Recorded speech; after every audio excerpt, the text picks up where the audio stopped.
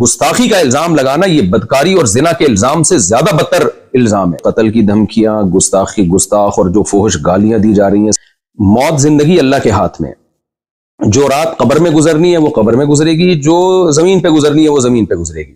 السلام علیکم ورحمۃ اللہ وبرکاتہ۔ دوستو، جیسے کہ آپ سب جانتے ہیں کہ مفتی طارق مسعود صاحب کے ایک بیان کو لے کر پوری دنیا کے اندر مفتی طارق مسعود صاحب کو لے کر ایک کنٹروورسی چل رہی ہے۔ دوستو، جیسے کہ آپ سب جانتے ہیں کہ مفتی طارق مسعود صاحب کا ایک ویڈیو سوشل میڈیا پر کافی تیزی سے وائرل ہو رہا ہے۔ اس ویڈیو کو دیکھنے کے بعد میں بہت سارے لوگوں کا کہنا ہے کہ مفتی طارق مسعود صاحب نے قرآن مجید اور ہمارے پیارے نبی صلی اللہ تعالی علیہ وسلم کی شان میں گستاخی کی ہے۔ اس ویڈیو کے سوشل میڈیا پر وائرل ہونے کے بعد بہت سارے لوگ مفتی طارق مسعود صاحب کے خلاف تھانے اور چوکیوں کے اندر FIR درج کرا چکے ہیں، اور پورے پاکستان کے اندر صرف اب ایک ہی نعرہ چل رہا ہے کہ مفتی طارق مسعود صاحب کا سر تن سے جدا ہونا چاہیے، کیونکہ انہوں نے قرآن مجید اور ہمارے نبی کی شان میں گستاخی کی ہے۔ دوستو، آپ لوگوں کو بتا دیں کہ اس ویڈیو کے سوشل میڈیا پر وائرل ہونے کے بعد مفتی طارق مسعود صاحب نے اب تک 4 ویڈیو اپلوڈ کر کے لوگوں سے معافی مانگ چکے ہیں، لیکن اب اسی پر مفتی طارق مسعود صاحب نے 5واں ویڈیو اپلوڈ کیا ہے اور لوگوں سے معافی مانگی ہے، اور بریلوی حضرات کے جو علماء اکرام ہیں ان پر بھی انگلی اٹھائی ہے۔ تو چلیے دوستو، میں سب سے پہلے آپ لوگوں کو مفتی طارق مسعود صاحب کا معافی نامے والا 5واں ویڈیو آپ لوگوں کے سامنے پیش کرتا ہوں، جس میں انہوں نے بریلوی علماء اکرام پر بھی انگلی اٹھائی ہے۔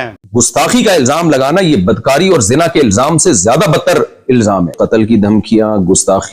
اور جو فحش گالیاں دی جا رہی ہیں۔ موت زندگی اللہ کے ہاتھ میں،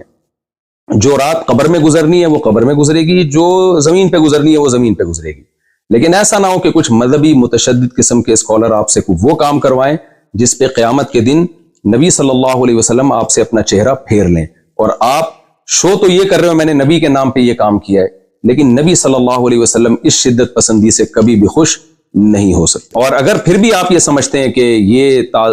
گستاخی ہے معاذ اللہ، تو پھر میں آپ کے سامنے کچھ بریلویوں کے چوٹی کے علماء کے حوالے پیش کرتا ہوں مختصر۔ تو جو فتویٰ پھر آپ نے مجھ پہ لگایا ہے ان پہ بھی لگائیں۔ میں مانتا ہوں سارے بریلوی ایسا نہیں کرتے ہیں، ایک مخصوص طبقے کے مخصوص افراد ہیں جنہوں نے ایک پروپیگنڈا کھڑا کیا ہوا ہے اور سادہ لو عوام کو برگلا رہے ہیں کہ یہ واجب القتل ہے اور گستاخ ہے وغیرہ وغیرہ۔ وہ کراچی کا ایک مولوی نہیں اور طارق مجہول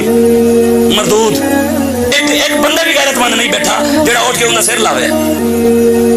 اس وجہ تو یہ بالکل اس بارے کوئی معافی نہیں، اس کتے نوں لگام پائی جاوے، وہ کتا بھی نہیں بڑھتا۔ بسم اللہ الرحمن الرحیم، نحمدہ ونصلی علی رسولہ الکریم۔ جب سے کینیڈا والے بیان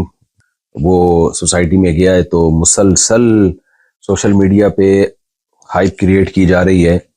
اور ایک مخصوص طبقے کی طرف سے جو بہت زیادہ شدت پسندی پھیلا رہا ہے۔ بار بار مجھے کہا جا رہا ہے کہ یہ جو معذرت آپ نے دوبارہ کی ہے یہ بھی قابل قبول نہیں ہے، اور اس طبقے کا بنیادی مقصد یہ ہے کہ میں یہ مانوں کہ میں نے گستاخی کی ہے اور پھر میں گستاخی سے معذرت کروں۔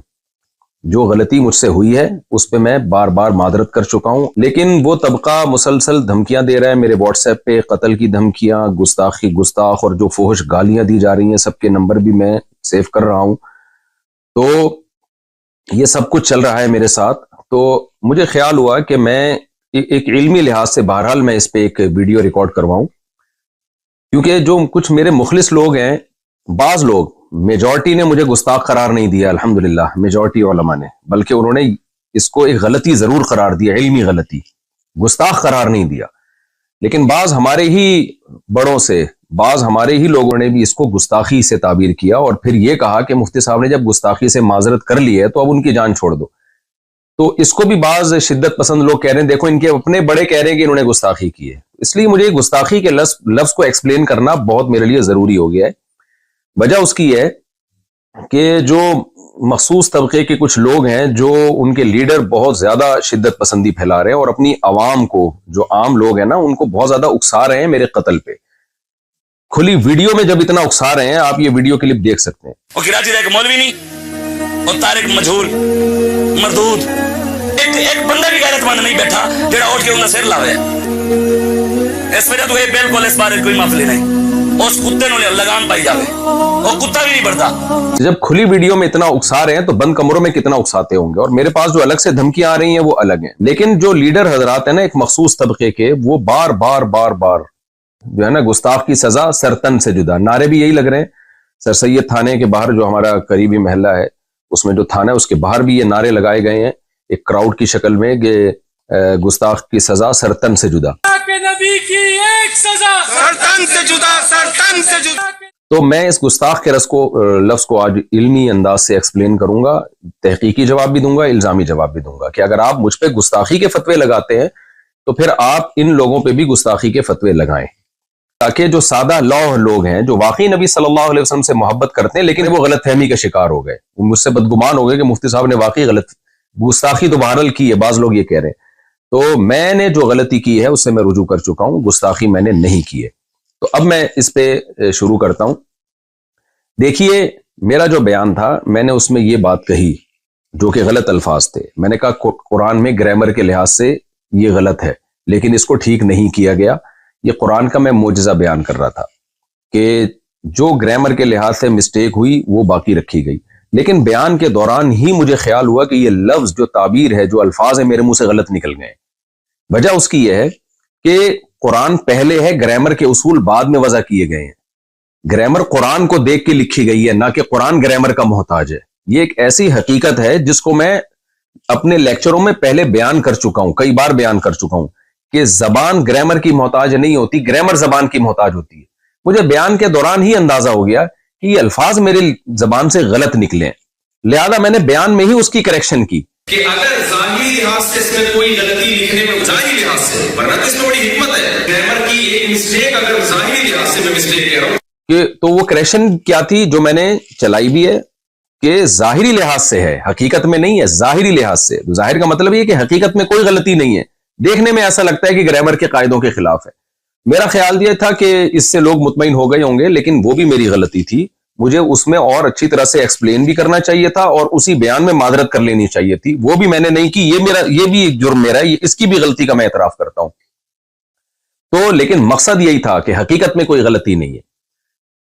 ظاہری لحاظ سے غلطی کا مطلب کیا تھا کہ بھئی قرآن میں کچھ باتیں ایسی ہیں جو عام نحوی قاعدوں کے، جو قاعدے بعد میں ایجاد کیے گئے ہیں، ان کے خلاف ہیں۔ تو یہ بات صرف میں نے نہیں لکھی ہے، یہ اور بھی لوگ لکھ چکے ہیں، خود بریلوی علماء لکھ چکے ہیں۔ یہ دیکھیں مقدمہ تفسیر نعیمی، مصنف حکیم الامہ مفتی احمد یار خان نعیمی، یہ بریلویوں کے بڑے عالم ہیں، صفحہ نمبر 20 پہ لکھتے ہیں بعض کلمات نحوی قاعدے کے خلاف معلوم ہوتے ہیں لیکن وہ پڑھے ویسے ہی جاتے ہیں جیسے کہ ثابت ہو چکے، مثلا علیہ اللہ۔ اب دیکھیں قرآن کا عام قاعدہ ہے علیہ اللہ، لیکن قرآن میں لکھا ہے علیہ اللہ، یعنی گرامر کا عام قاعدہ ہے علیہ اللہ، لیکن پڑھا جا رہا ہے علیہ اللہ۔ اسی طرح وما انسانیہ الا الشیطان، اب عام قاعدہ جو نحو کے طالب علم جانتے ہیں یہ ہے وما انسانیہ، لیکن جو احمد یار صاحب ہیں، مفتی احمد یار صاحب جو بریلویوں کے بڑے عالم، وہ کہہ رہے ہیں کہ یہ بھی عام قاعدے کے خلاف ہے، ما انسانیہ ہے۔ اور تیسری مثال وہی دی ہے جو میں نے اپنے بیان میں دی تھی، لنصفعن بالناصیہ، تو یہ بھی انہوں نے مثال دی۔ اب میں پوری عبارت دوبارہ پڑھتا ہوں، مثلا علیہ اللہ ما انسانیہ لنصفعن وغیرہ۔ دوبارہ یہ عبارت پڑھ دیتا ہوں میں، یہ لکھتے ہیں بریلویوں کے عالم بعض کلمات نحوی قاعدے کے خلاف معلوم ہوتے ہیں لیکن وہ پڑھے ویسے ہی جاتے ہیں جیسے کہ ثابت ہو چکے، مثلا علیہ اللہ ما انسانیہ لنصفعن وغیرہ۔ تو محترم نے بھی یہ فرمایا کہ نحوی قاعدے کے خلاف معلوم ہوتے ہیں، جبکہ میں نے کیا کہا تھا، بظاہر گرامر کے خلاف ہیں، بظاہر گرامر کے لحاظ سے غلط ہیں، تو میں نے تو پھر بھی بظاہر کا لفظ لگا دیا تھا۔ تو میں پھر بھی مانتا ہوں کہ میری غلطی تھی، مجھے بہت اچھی طرح سے ایکسپلین کرنا چاہیے تھا اور اسی وقت اپنے الفاظ سے رجوع کر لینا چاہیے تھا، لیکن بعد میں نے رجوع ریکارڈ کروایا، اس کی کیا وجوہات تھی، یہ بھی میری غلطی ہے، اس میں بغیر تعویل کے اس کو بھی اپنے کھاتے میں ڈالتا ہوں میں۔ لیکن اس عمل کو آپ گستاخی نہیں قرار دے سکتے، اگر آپ نے گستاخی قرار دینا ہے پھر بریلوی کے ان عالم کے عمل کو بھی اور ان کی عبارت کو بھی آپ گستاخی قرار دیں۔ اور میں نے تو ان الفاظ سے توبہ کر لی، ان عالم نے تو توبہ بھی نہیں کی، اب تک تو ہمارے پاس کوئی ایسا ریکارڈ نہیں ہے کہ انہوں نے الفاظ سے توبہ کی ہو۔ تو اصل مدعا میرا یہ ہے کہ نہ میرے الفاظ کو آپ گستاخی پر لے جا سکتے ہیں، نہ تفسیر نعیمی کے مصنف کے الفاظ، بریلوی عالم کے الفاظ کو آپ گستاخی قرار دے سکتے ہیں۔ آپ ان کے الفاظ کو بھی علمی غلطی قرار دے سکتے ہیں، میرے الفاظ کو بھی علمی غلطی قرار دے سکتے ہیں، یہ علمی غلطی قرار دینے پر ہمیں کوئی اعتراض نہیں ہے، لیکن آپ اس عمل کو گستاخی مت قرار دیں، کیونکہ اگر یہ ہے تو میں گستاخ ہوں تو پھر یہ بھی گستاخ ہیں، اور وہ تمام علماء گستاخ ہیں جنہوں نے اس علمی نقطے کو اس انداز سے بیان کیا ہے۔ دوسری روایت دیکھیں، عن ہشام ابن عروۃ عن ابیہ قال سألت عائشۃ عن لحن القرآن ان هذان لساحران وعن قوله والمقيمين الصلاة والمؤتون الزكاة وعن قوله والذین هادوا والصابئون فقال یا ابن اختی هذا عمل الکتاب اخطأوا فی الکتابہ رواہ الطبری فی تفسیرہ جلد نمبر 1 صفحہ نمبر 18۔ علامہ طبری رحمہ اللہ تعالیٰ اپنی تفسیر کی جلد نمبر 1 صفحہ نمبر 18 میں لکھتے ہیں، اور یہ روایت مصنف ابن ابی شیبہ میں بھی ہے، فرماتے ہیں کہ عبداللہ بن زبیر جو حضرت عائشہ کے بھانجے تھے، انہوں نے سیدہ عائشہ رضی اللہ تعالی عنہا سے قرآن کی بعض آیتوں کے متعلق پوچھا۔ ظاہر ہے وہ آیتیں عام گرامر قاعدوں سے ہٹ کر تھیں، تو حضرت عائشہ رضی اللہ تعالی عنہا سے ان کی جب تفسیر پوچھی تو حضرت عائشہ نے فرمایا کہ یا ابن اختی، اے میرے بھانجے،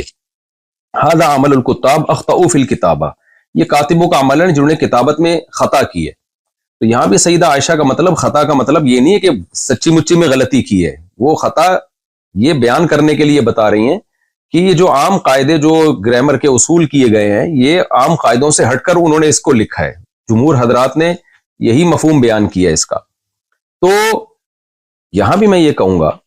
کہ کیا آپ سیدہ عائشہ کو بھی معاف نہیں کرو گے؟ آپ یہ کہو گے انہوں نے معاذ اللہ دعویٰ کیا کہ قرآن میں تحریف ہوئی ہے، قرآن کو غلط لکھا گیا ہے اور قرآن کی کتابت کے طریقے غلط تھے،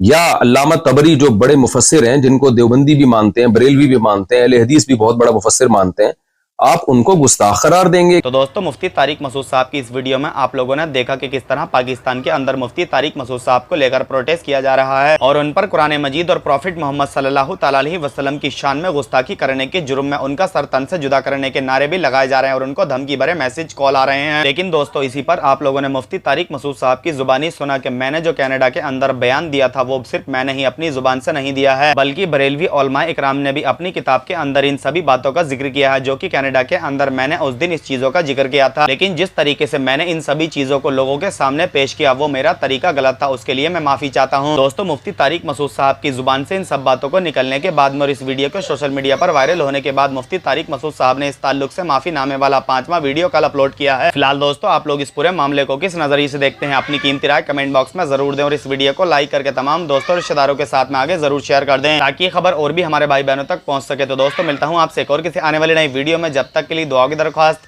اللہ حافظ۔